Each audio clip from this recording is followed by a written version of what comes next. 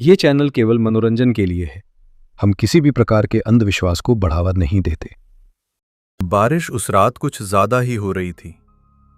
सड़कें सुनसान थीं और हवा में एक अजीब सा सन्नाटा घुल चुका था। तुषार ऑफिस से देर से निकला था। घड़ी में रात के 12 बज चुके थे। अगर आखिरी बस छूट गई तो आज घर पहुंचना मुश्किल हो जाएगा। वो पानी से भरी गलियों में भागता हुआ बस स्टॉप की तरफ दौड़ रहा था। दूर उसे बस जाती हुई दिखाई दी। रुको रुको! तुषार पूरी ताकत से भागा और जैसे ही बस ने रफ्तार पकड़ी, वो दरवाजे को पकड़कर अंदर चढ़ गया। पूरा शरीर भीग चुका था। उसने राहत की सांस ली और पीछे जाकर खिड़की वाली सीट पर बैठ गया। अजीब बात यह थी, पूरी बस खाली थी, एक भी यात्री नहीं। लगता है बारिश की वजह से आज सब जल्दी निकल गए। ठंडी हवा उसके चेहरे से टकरा रही थी। थकान इतनी थी कि कुछ ही पलों में उसकी आंख लग गई। लेकिन ठीक 2 मिनट बाद जब उसकी आंख खुली तो उसका दिल धड़कना भूल गया। बस अब लोगों से भरी हुई थी। हर सीट पर लोग बैठे थे, कुछ खड़े थे, कुछ धीरे धीरे उसकी तरफ देख रहे थे। तुषार घबरा गया। ये सब अचानक कहां से आ गए? उसने इधर उधर देखा, लेकिन किसी ने कोई जवाब नहीं दिया। बस में अजीब सा सन्नाटा था। ना कोई बात कर रहा था, ना कोई हिल रहा था। सिर्फ बस चलने की आवाज और बाहर बारिश। तुषार ने खुद को समझाया, शायद नींद में ध्यान नहीं गया होगा। उसने फिर आंखें बंद कर ली। कुछ देर बाद उसकी आंख दोबारा खुली और इस बार बस फिर से खाली थी, पूरी तरह खाली। तुषार की सांसें तेज हो गईं। नहीं, यह सपना नहीं हो सकता। तभी उसे बीड़ी की तीखी बदबू आई। धीरे धीरे धुआं उसकी तरफ बढ़ रहा था। उसने बगल में देखा, एक बूढ़ा आदमी सीट पर बैठा बीड़ी पी रहा था। उसका चेहरा झुर्रियों से भरा था और आंखें ऐसी जैसे वो बहुत कुछ देख चुकी हों। बूढ़ा धीरे से मुस्कुराया। डर गए बेटा? तुषार हकलाने लगा। अभी तो यहां लोग थे, फिर सब गायब कैसे हो गए? बूढ़ा आदमी धीरे से हंसा। उसकी हंसी सुनकर तुषार के शरीर में सिहरन दौड़ गई। 30 साल हो गए मुझे हर रात इस बस में सफर करते हुए, लेकिन आधी रात के बाद इस बस में इंसान नहीं चढ़ते। तुषार ने हल्का हंसने की कोशिश की। बाबा, शायद आपको वहम हुआ होगा। बूढ़ा अचानक गंभीर हो गया। उसने बीड़ी नीचे फेंकी और तुषार के करीब आकर फुसफुसाया। 1 साल पहले मैंने भी यही गलती की थी।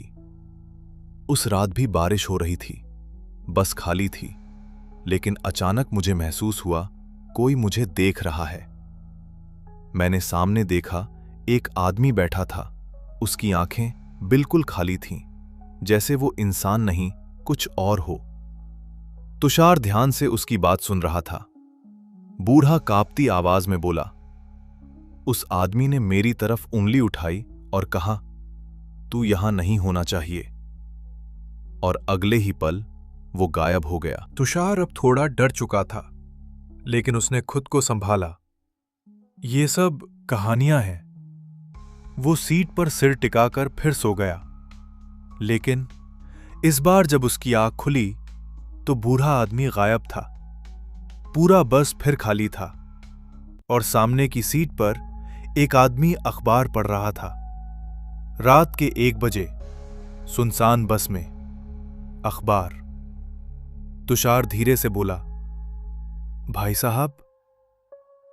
कोई जवाब नहीं। उस आदमी ने धीरे धीरे अखबार नीचे किया और तुषार की चीख निकल गई। उसका चेहरा खून से लथपथ था, सिर का आधा हिस्सा कुचला हुआ, आंखें बिल्कुल मृत। तुषार डर के मारे सीट से चिपक गया। तभी एक ठंडी हथेली उसके कंधे पर पड़ी। उसने कांपते हुए पीछे देखा।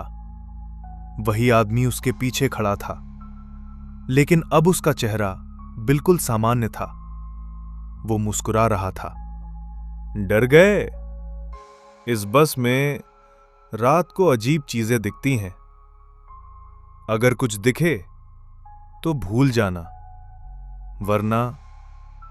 उसकी बात अधूरी रह गई। तुषार अब बुरी तरह डर चुका था। वो भागकर बस के दरवाजे तक पहुंचा।